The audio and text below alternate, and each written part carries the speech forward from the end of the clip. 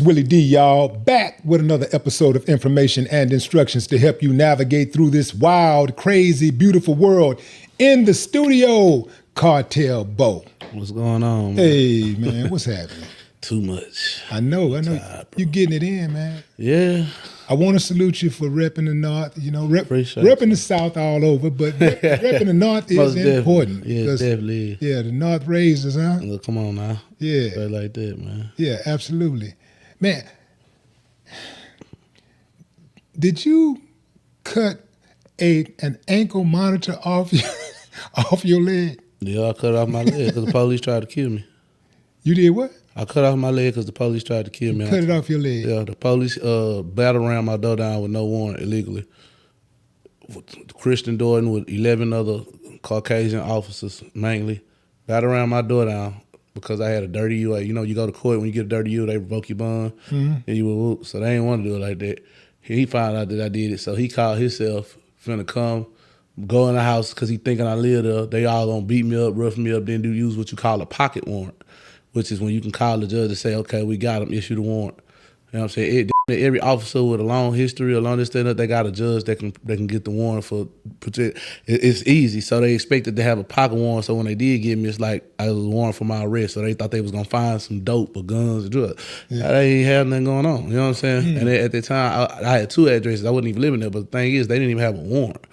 So when they did that, like the whole neighborhood over there was outside recording them and stuff. And then they was just like, man, they told my uncle, they took his gun and told him we were never here and left. Now my uncle called me with the door battered down, like it's nothing but a hole in the whole door, like battered, like they came, police cars and everything with no warrant. Then he asked them for the warrant after they didn't have no warrant. Mm-hmm. So they just took off, you know what I'm saying? And then the next day, they went and got a warrant issued the next day, you feel me, which is, and went and put it on the news, because that's what he does. He has these connections with like Channel 2 and Channel 13, so he can take them anything he wants. Like he's one of those kind of officers. He's a dirty, crooked police officer. He's actually... He's still on the force? Yes, he shot somebody before and been under investigation. Almost got indicted by a grand jury for shooting somebody. He had a criminal case.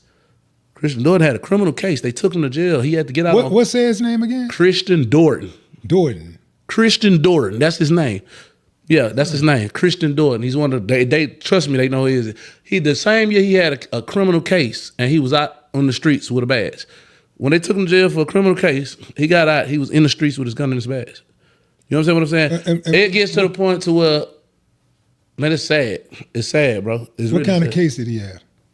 So from what I understand, he's supposed to keep some money on some drugs, this, whatnot, or whatever. But the man, if you go look up the man history, as for HPD, he has the worst background and worst complaint and this, that, and that. This man locked me in the back seat, and you know how hot it is. It's Houston, in 100+ degree weather. It was official 100+ degree weather. You understand what I'm saying?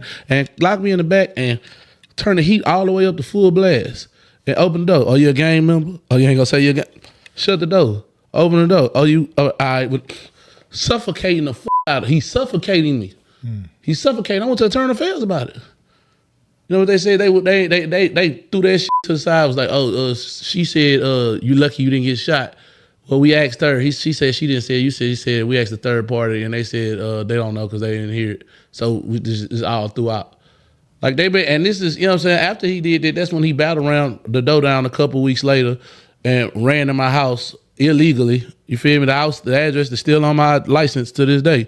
Battled around it, went in there with 11 other he's quote unquote try to be undercover and try to keep it, but he does too much criminal activity. You know what I'm saying? What I'm saying? Like he does dirty, illegal things. He's the one, he made sure his name was on all my federal papers. See, I didn't just sit in the feds. I went and went through everybody to discover. I went and read it all. I seen all the video. I ain't had number time. I had years. I got calendars.